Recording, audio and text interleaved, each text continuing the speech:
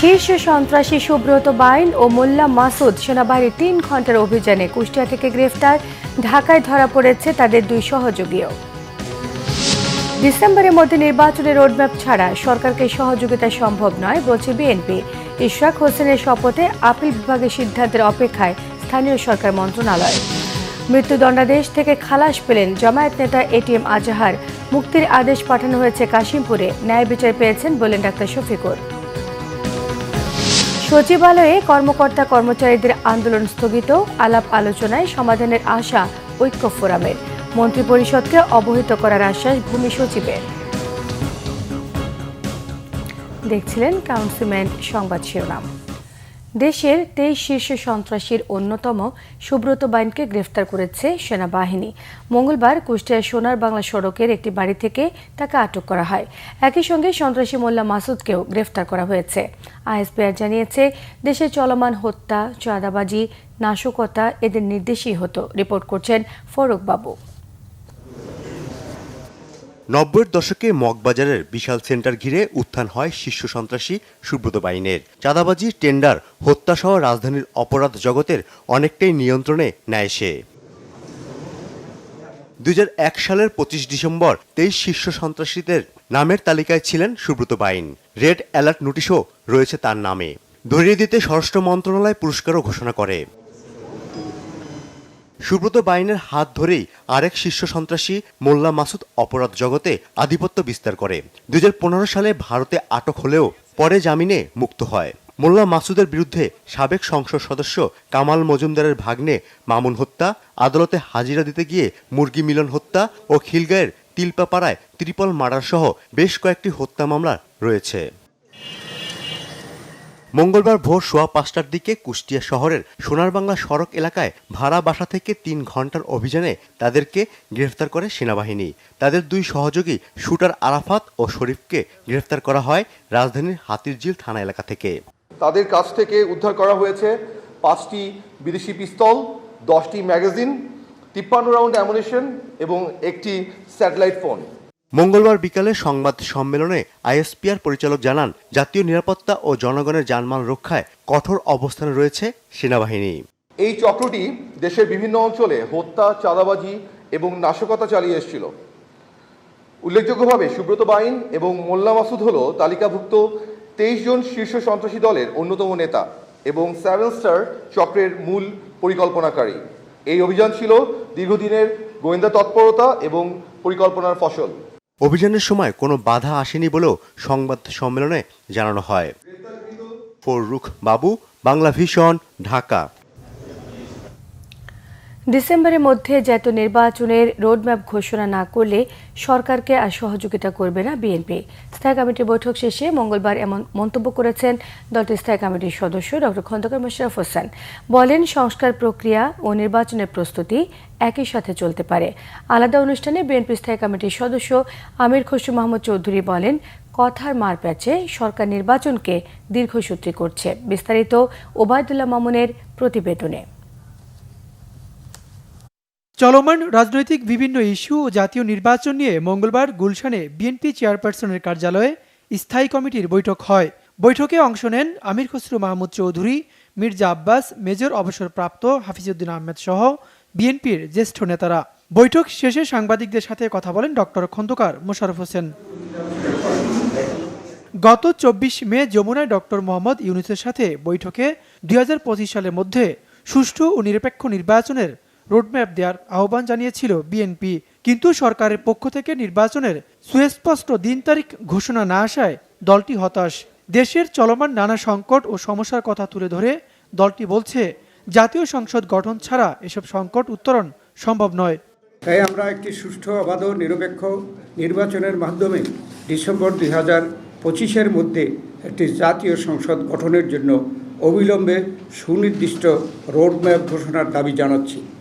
এই সর্বোচ্চ জন আকাঙ্ক্ষাকে সর্বোচ্চ অগ্রাধিকার দেওয়া বর্তমান অন্তর্বর্তী সরকারের প্রধানত এজেন্ডা হওয়া উচিত বলে জনগণ মনে করে। এর অন্যথা হলে জনগণের দল হিসাবে বিএনপির পক্ষে এই সরকারের প্রতি সহযোগিতা অব্যাহত রাখা কঠিন হয়ে দাঁড়াবে।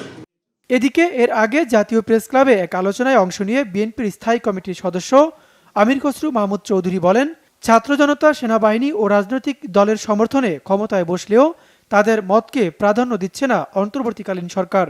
যেদিন এই সরকারকে বসানো হয়েছে ইন্টারিম গভর্নমেন্টে, সেই দিনের সাথে তুলনা করে আজকে যদি আমরা কম্পেয়ার করি, এই অবস্থান কোথা থেকে কোথায় এসে আমরা দাঁড়িয়েছি, এটার একটু অ্যানালিসিস করা দরকার সকলের জন্য। সরকারকে দরকার, আমাদের সকলকে দরকার। কোথায় যেন এই একটা বিভক্তি হয়ে গেছে, কেন হয়ে গেছে, এবং এই বিভক্তির দায় কে দেবে? যারা অনেক আশা নিয়ে, অনেক আকাঙ্ক্ষা নিয়ে বাংলাদেশে জাতীয় ঐক্যের মাধ্যমে একটা গণতান্ত্রিক অর্ডারে ফিরে যেতে চেয়েছিল, সেটা কেন আজকে প্রশ্নবিদ্ধ হচ্ছে? সরকারের আচরণ স্বৈরাচারের পথেই যাচ্ছে এমন অভিযোগ করে বিএনপির এ নেতা বলেন, জোর করে কোনো সিদ্ধান্ত জনগণের উপর চাপিয়ে দেওয়া যাবে না। ওবায়দুল্লাহ মামুন, বাংলা ভিশন, ঢাকা। বিএনপি স্থায়ী কমিটির সদস্য ডক্টর আব্দুল মঈন খান বলেছেন, সংস্কার কোনো সুইচ নয় যে টিপলে রাতারাতি বদলে যাবে। ব্যক্তি পর্যায়ে সংস্কার না হলে রাষ্ট্রের কোনো সংস্কারই কাজে আসবে না বলেও মন্তব্য করেন তিনি। মঙ্গলবার বিকেলে রাজধানী খামারবাড়ি কৃষিবিদ ইনস্টিটিউশন মিলনায়তনে যুবদল, স্বেচ্ছাসেবক দল ও ছাত্রদল আয়োজিত তারুণ্যের রাজনৈতিক ভাবনা ও অর্থনৈতিক মুক্তি শীর্ষক সেমিনারে এসব কথা বলেন তিনি। এ সময় তিনি অভিযোগ করেন, বিএনপিকে আজ প্রতিপক্ষ সৃষ্টির পায়তারা চলছে। 270 দিন চলে গেলেও এখনও নির্বাচনে সুষ্ঠু পরিবেশ সৃষ্টি করতে না পারা অন্তর্বর্তীকালীন সরকারের ব্যর্থতা উল্লেখ করে আগামী ডিসেম্বরের মধ্যে নির্বাচনের দাবি জানান।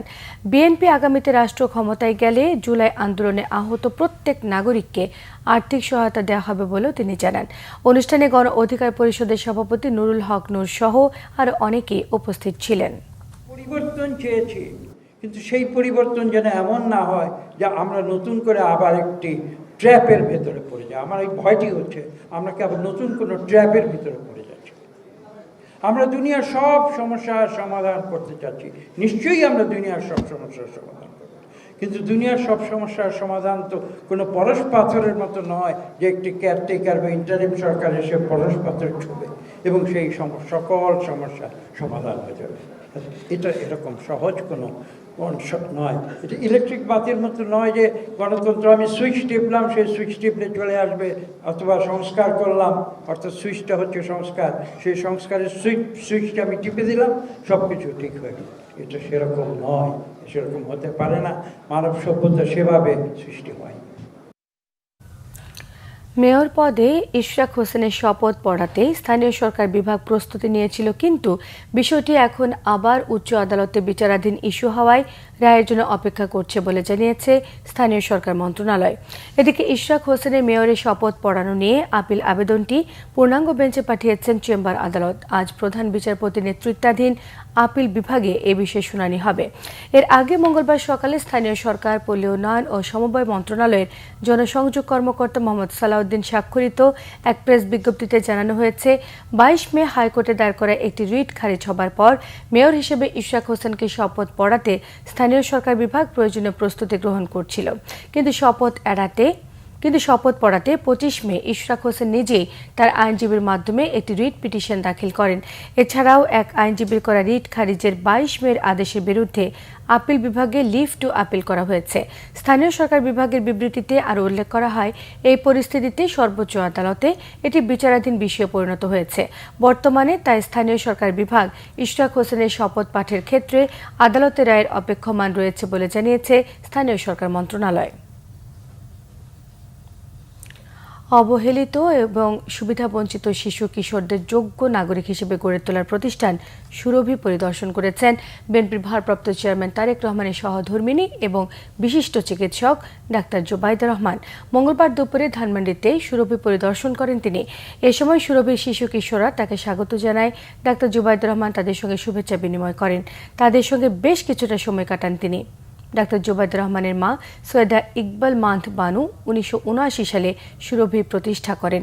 গত 46 বছর ধরে প্রায় 28 লাখ অবহেলিত এবং সুবিধাবঞ্চিত শিশুকে সাক্ষরতা দিয়েছে সুরভি।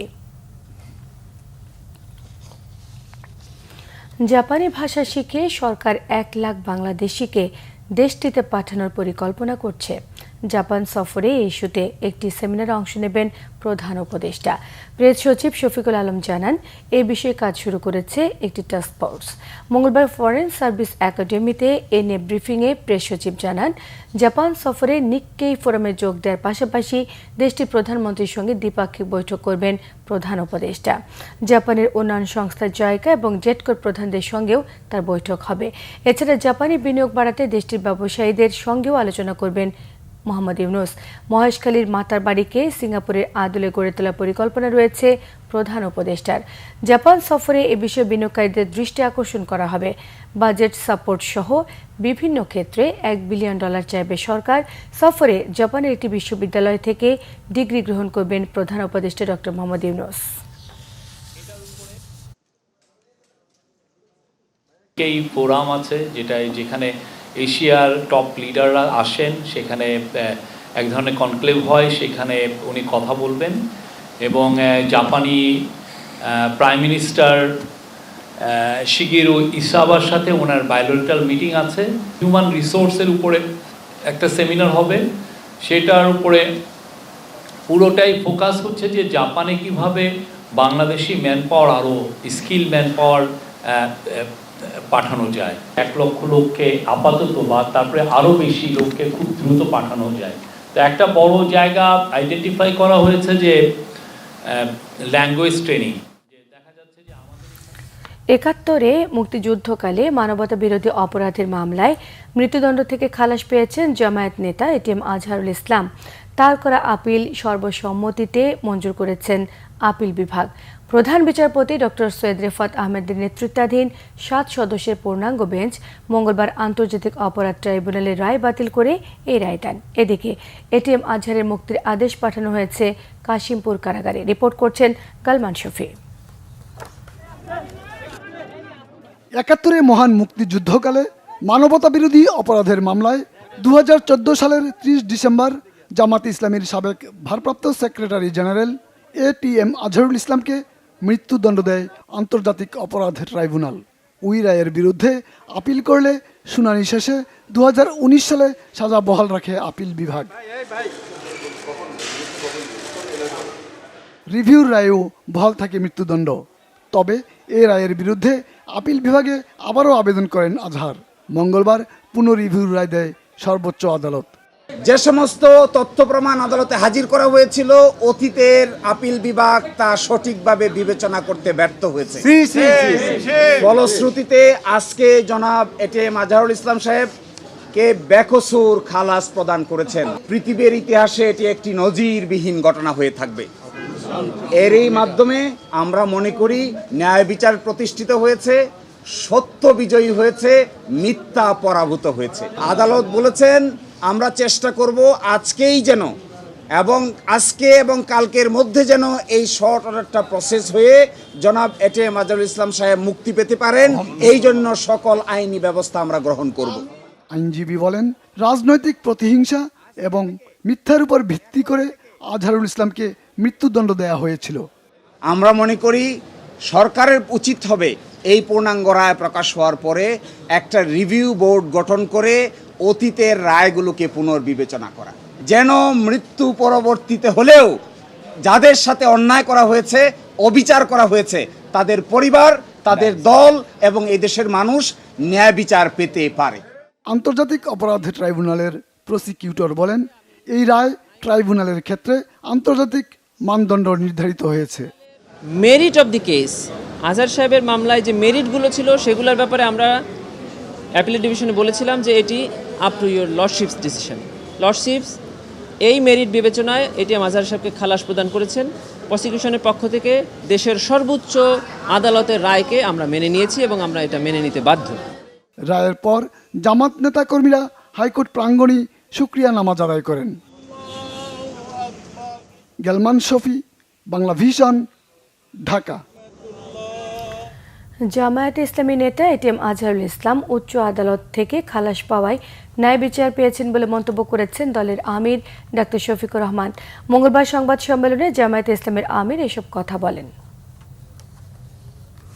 এ রায়ের মধ্য দিয়ে এটা পরিষ্কার হয়ে গিয়েছে, এটা ছিল ইচ্ছাকৃত নেতৃত্ব গণহত্যা।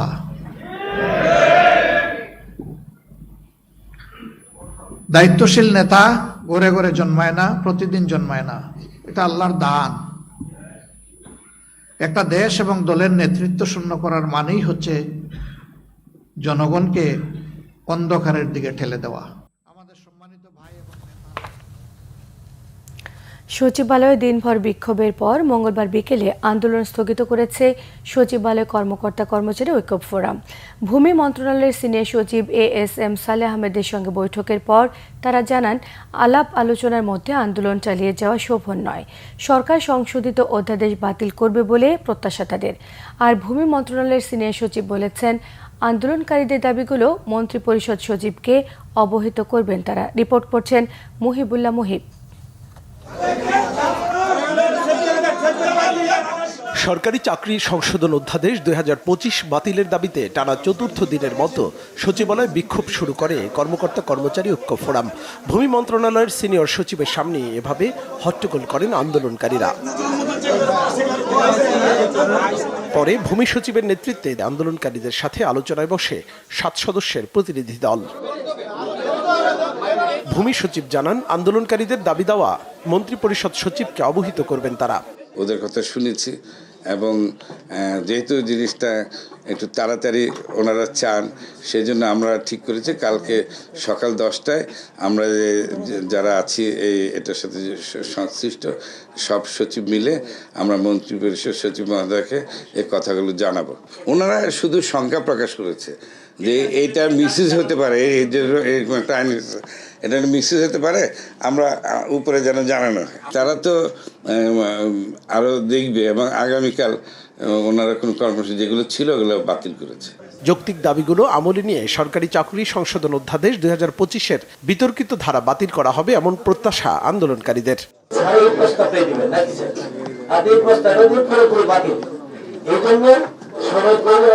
আমরা সেই সূত্রে আমরা স্যারের কাছে পরীক্ষা করেছি যে আগামীকাল কর্মসূচিটা শুধু আমরা স্থগিত করেছি। আগামীকাল কর্মচারীরা অনুগত শৃঙ্খলা তাদের মধ্যে পুরোপুরি বিরাজ করছে, এখনো তাদের সুন্দর কর্ম পরিবেশে কর্ম করতে চায়। কালকে সেটা নদীর স্থাপিত হবে। আমাদের কমান্ডার সারা সচিবালয় কেউ আন্দোলনে নামবে না, সবাই যার যার কর্মস্থলে সুন্দর পূর্বের ন্যায় স্বাভাবিক কার্যক্রম পরিচালনা করবে। এর আগে সকাল থেকে সচিবালয়ের ভেতরে বিক্ষোভ মিছিল করেন আন্দোলনকারী কর্মকর্তা কর্মচারীরা। এ সময় গণমাধ্যম কর্মীরা সচিবালয়ে প্রবেশ করতে পারেননি। অন্যদিকে এমন আন্দোলনের প্রতিবাদে সচিবালয়ের গেটে অবস্থান নেয় জুলাই মঞ্চ নামের একটি সংগঠন। সচিবালয়কে অকার্যকর করে এমন আন্দোলনে জড়িতদের গ্রেফতারের দাবি জানায় তারা। মুহিবুল্লাহ মুহিব, বাংলা ভিশন, ঢাকা। বিনিয়োগে গতি আনতে শুধু রোডম্যাপ নয়, জাতীয় নির্বাচনের সুনির্দিষ্ট তারিখ ঘোষণা প্রয়োজন বলে মনে করে centre for policy dialogue CPD। গবেষণা প্রতিষ্ঠানটির মতে বিনিয়োগকারীরা রাজনৈতিক স্থিতিশীল পরিবেশ দেখতে চায়। চলমান প্রবণতায় চলতি অর্থ বছরে রাজস্ব ঘাটতি 1,05,000 কোটি টাকা দাঁড়াবে বলেও ধারণা CPD-র। রিপোর্ট করছেন গোলাম মইনুল হাসান। আগামী 2 জুন 2025-26 অর্থ বছরের বাজেট পেশ করতে যাচ্ছে অন্তর্বর্তী সরকার। পুরো অর্থ বছরের আয় ব্যয়ের হিসাব ও বাজেটের সংযোজন বিয়োজনে এখন ব্যস্ত অর্থ মন্ত্রণালয় সহ সরকারের সংশ্লিষ্ট শাখাগুলো। এমন বাস্তবতা চলতি অর্থ বছরের জাতীয় বাজেট পর্যালোচনা নিয়ে রাজধানীর CPD কার্যালয়ে মিডিয়া ব্রিফিং এর আয়োজন করা হয়। CPD-র ধারণা, চলতি অর্থ বছর শেষে এবার বড় অঙ্কের রাজস্ব ঘাটতি দেখা দেবে। যে হিসাবটা CPD করেছে সেখানে দেখা যাচ্ছে যে এই লক্ষ্যমাত্রা পূরণের জন্য আগামী কয়েক মাসে 1,05,000 কোটি টাকা রাজস্ব এটা আদায় করতে হবে। ঘাটতিটা হবে এই যেই ট্রেন্ডে আমরা যাচ্ছি, এই ঘাটতির পরিমাণটাই হবে আসলে 1,05,000 কোটি টাকা। নির্বাচিত সরকার ছাড়া দেশের শত চেষ্টায়ও বিনিয়োগ বাড়ানো সম্ভব নয় বলে মনে করেন ডক্টর ফাহমিদা খাতুন। নির্বাচনের কথা বলছেন, 9 মাস হয়ে যাওয়ার পরে এখন রোডম্যাপ না, ম্যাপ না, এখন একেবারে সুনির্দিষ্ট একটা সুনির্দিষ্ট সময় দেওয়াটার সময় এসে গেছে এখন। CPD সম্মানীয় ফেলো ডক্টর মোস্তাফিজুর রহমান বলেন, বাজেটে কালো টাকা সাদা করার সুযোগ দেওয়া কখনো লাভজনক প্রমাণিত হয়নি। কালো টাকা সাদা করার যে সুবিধা, এই সুবিধাটা অর্থনৈতিকভাবে এটা খুব একটা লাভজনক প্রমাণিত হয় নাই, নৈতিকভাবে এটা গ্রহণযোগ্য না, এবং আমরা আগে বলেছিলাম যে রাজনৈতিকভাবেও এটা কোনো ভালো কিছু আনবে না। এক আধটুকু সংস্কার দিয়ে কোনো ক্ষেত্রে এগোনো যাবে না। এনবিআর সংস্কার থেকে পিছিয়ে আসার সুযোগ নেই। প্রয়োজনীয় কিছু সংশোধন করে বাস্তবায়নের পরামর্শ তাদের। গোলাম মনিরুল হাসান, বাংলা ভিশন, ঢাকা। জাতীয় নাগরিক পার্টি এনসিপির দক্ষিণাঞ্চলের মুখ্য সংগঠক হাসনাত আবদুল্লাহ বলেছেন, যারা রাজনীতিকে পেশা বানিয়েছে তাদের রাজনীতি করার কোনো দরকার নেই। মঙ্গলবার চট্টগ্রামের চকবাজার মোড়ে পথসভায় তিনি মন্তব্য করেন। হাসনাত আবদুল্লাহ বলেন, নেতারা নির্বাচিত হয়ে গরিবের সম্পদ লুট করে, নির্বাচনে ভোটাররা ভোট বিক্রি করে দেয়। তাই সবার উচিত যোগ্য ভোটার হওয়া। পরিবার থেকে দুর্নীতি বিরোধী অভিযান শুরু করতে হবে বলে মন্তব্য করেছেন হাসনাত আবদুল্লাহ। বলেন, বাবার আইনে প্রশ্ন করার মতো সৎ সাহস থাকতে হবে। পথসভায় আরও বক্তব্য রাখেন এনসিপির সিনিয়র যুগ্ম সদস্য সচিব ডাক্তার তাসনিম জারা সহ অন্যরা। রাজনীতি করার কোনো প্রয়োজন নাই। রাজনীতি কোনো প্রাপ্তির জায়গা না, রাজনীতি হচ্ছে দেওয়ার জায়গা। আমাদের দুর্নীতি বিরোধী অভিযান শুরু হবে আমার পরিবার থেকে। আমার দুর্নীতি বিরোধী অভিযান আমার প্রথমে প্রশ্ন করতে হবে আমার বাবার ইনকাম স্বচ্ছতা। আমার বাবার ইনকামের স্বচ্ছতাকে যদি আমার প্রশ্ন করার সৎ সাহস থাকে, তাহলে আমি রাষ্ট্র ক্ষমতায় যারা আছে তাদেরকে আমরা প্রশ্ন করার সৎ সাহস আমরা অর্জন করতে পারবো। আওয়ামী লীগ সরকারের আমলে দেশ থেকে 18 থেকে 20 বিলিয়ন ডলার পাচার হয়েছে বলে জানিয়েছেন বাংলাদেশ ব্যাংকের governor doctor Ahsan H Mansur. এসব অর্থ ফেরত আনতে 3 থেকে 5 বছর সময় লাগবে। বার্ষিক প্রতিবেদন প্রকাশ উপলক্ষে মঙ্গলবার আর্থিক গোয়েন্দা ইউনিট BFIU এর শীর্ষ কর্মকর্তারা সংবাদ সম্মেলনে জানিয়েছেন, গেল অর্থ বছরেই 17 সংস্থা রিপোর্টের ভিত্তিতে 17,345টি সন্দেহজনক লেনদেন চিহ্নিত করা হয়েছে, যা আগের অর্থ বছরের চেয়ে 23% বেশি। বাংলাদেশ ব্যাংকের গভর্নর আহসান এইচ মনসুর জানান, দুর্বল ব্যাংকগুলোকে একীভূত করা হবে। সবার আগে ইসলামী ব্যাংকগুলোকে একীভূত করে সরকারি নিয়ন্ত্রণে আনা হবে। পরে যে সকল ব্যাংক পুনর্গঠন করে বিদেশি বিনিয়োগকারীদের হাতে ছেড়ে দেওয়ার পরিকল্পনা জানিয়েছেন গভর্নর। নকল কিংবা রিফারবিশড পণ্যের বাজারজাত প্রতিরোধে এখন থেকে দেশে জাপানের বিশ্বখ্যাত সনি ব্র্যান্ডের ডিজিটাল ওয়ারেন্টি নিশ্চিত করছে সনি স্মার্ট। এই সার্ভিস চালুর ফলে গ্রাহকরা এখন থেকে সনি স্মার্ট থেকে সনি পণ্য কেনার ক্ষেত্রে তাৎক্ষণিকভাবে ওয়েবসাইটে প্রবেশ করে পণ্যটি আসল নাকি নকল তা যাচাই করতে পারবেন। একই সঙ্গে ওয়ারেন্টি রেজিস্ট্রেশনও করতে পারবেন তারা। সকালে রাজধানীর আগারগাঁওয়ে সেবাটি যৌথভাবে উদ্বোধন করেন RMDC Sony south east Asia president Ji Hoon Bae এবং স্মার্ট টেকনোলজি লিমিটেডের ব্যবস্থাপনা পরিচালক মোহাম্মদ জহিরুল ইসলাম। উপস্থিত ছিলেন সনি ইন্টারন্যাশনাল বাংলাদেশ শাখার প্রধান রিকি লুকাস, সনি স্মার্টের পরিচালক Mohammad Tanvir Hossain, head of sales Sarwar Jahan Chowdhury এবং head of marketing Azad Rahman. এদিকে সনির ডিজিটাল ওয়ারেন্টি সার্ভিস উদ্বোধন উপলক্ষে বিশেষ মূল্যে সনি টেলিভিশন সহ অন্যান্য পণ্য বিক্রির ঘোষণা দিয়েছে সনি স্মার্ট। কোরবানির ঈদের আগের দিন পর্যন্ত সনি স্মার্টের সকল শোরুম এবং অনুমোদিত বিক্রয় কেন্দ্রে পণ্য কেনায় এই সুযোগ মিলবে। সংবাদ শেষ করব ক্রাউন সিমেন্ট শিরোনামগুলো আরও একবার জানিয়ে দিয়ে। শীর্ষ সন্ত্রাসী সুব্রত বাইন ও মোল্লা মাসুদ সেনাবাহিনীর 3 ঘন্টার অভিযানে কুষ্টিয়া থেকে গ্রেফতার, ঢাকায় ধরা পড়েছে তাদের 2 সহযোগীও। ডিসেম্বরের মধ্যে নির্বাচনের রোডম্যাপ ছাড়া সরকারকে সহযোগিতা সম্ভব নয় বলছে বিএনপি। ইশরাক হোসেনের শপথে আপিল বিভাগের সিদ্ধান্তের অপেক্ষায় স্থানীয় সরকার মন্ত্রণালয়। মৃত্যুদণ্ডাদেশ থেকে খালাস পেলেন জামায়াত নেতা ATM আজহার। মুক্তির আদেশ পাঠানো হয়েছে কাশিমপুরে, ন্যায় বিচার পেয়েছেন বলেন ডাক্তার শফিকুর রহমান। সচিবালয়ে কর্মকর্তা কর্মচারীদের আন্দোলন স্থগিত, আলাপ আলোচনায় সমাধানের প্রত্যাশা ঐক্য ফোরামের। মন্ত্রিপরিষদকে অবহিত করার আশ্বাস ভূমি সচিবের। এই ছিল এখনকার মতো, পরের সংবাদ সকাল 7:30টায় দেখার আমন্ত্রণ রইল। এছাড়া বাংলা ভিশন সংবাদ ও সংবাদ সংশ্লিষ্ট অনুষ্ঠান দেখতে ভিজিট করুন www.bbnews24.com, facebook.com/banglavishnnews, সাবস্ক্রাইব করুন youtube.com/banglavishnnews। এর সঙ্গে থাকায় ধন্যবাদ।